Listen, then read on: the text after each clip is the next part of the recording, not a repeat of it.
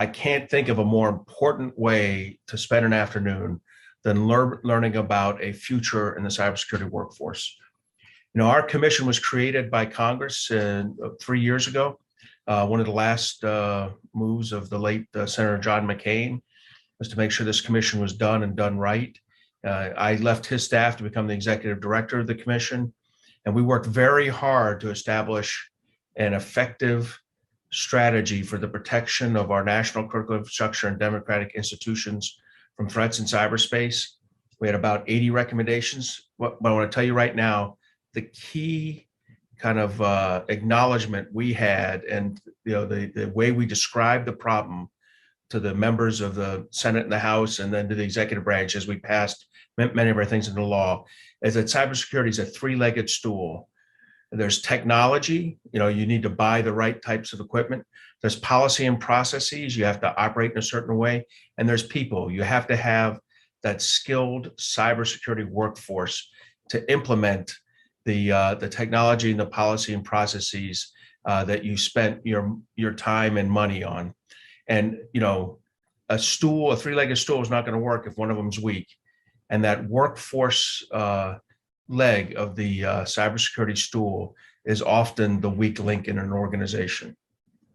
But I'm glad to see you all here. If you were to take a look at what's called the cybersecurity heat map, CyberSeek heat maps, they would tell you that 1/3 of the cybersecurity jobs, either in the private sector or in the public sector, state, local, and federal workforces, 1/3 of the jobs are open. That's about 500,000 jobs nationwide. That's about 40,000 jobs inside the government. That's a lot of openings. And most of us understand that if something is only 2/3 manned, that means you're probably not getting the job done the way you wanted it, because you only have 2/3 of the people. The people doing it are working extra hard, so they're not that happy.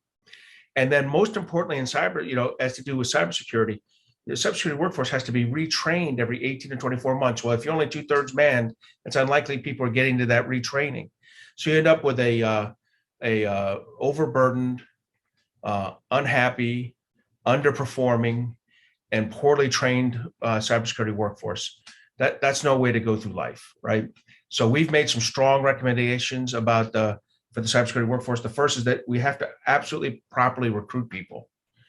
Now, currently, the cybersecurity workforce is only 24% women, and the cybersecurity workforce leadership is only about 11% female. Those are numbers that are unacceptable and unsustainable over the long term. So we have to get a more diverse workforce. So the first issue is we have to properly recruit the workforce. The second is we have to properly train them. We have to give you the tools to move from apprentice to journeyman to expert. So there's certain tools you need to get into the workforce, certain initial certifications. Then you have those certifications, you get some experience, then you get your mid-grade certifications, you move to journeyman, and then you get that experience, and then you become a leader. And sometimes that involves more certifications in cybersecurity. But in any case, you have to have that continuum of work with a spectrum of training that runs over it. And then finally, people have to be compensated properly. Everyone, inside the government, there's this kind of myth that all the cybersecurity employees are underpaid. That's not true.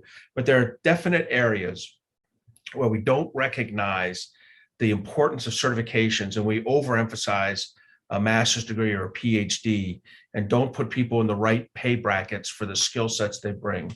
I'm sure there's an equivalence in the private sector, but that the idea is you have to recruit, train, and compensate people. Then you'll solve your retention issues, and we'll have the right size, level, and experience that we need in our cybersecurity workforce.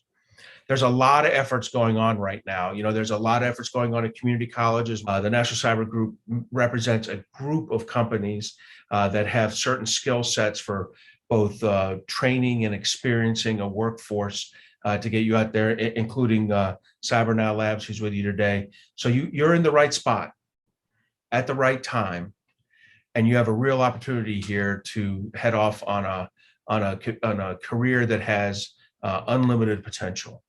So thanks for being here. I want to thank Philip and his team for allowing me to say a few words.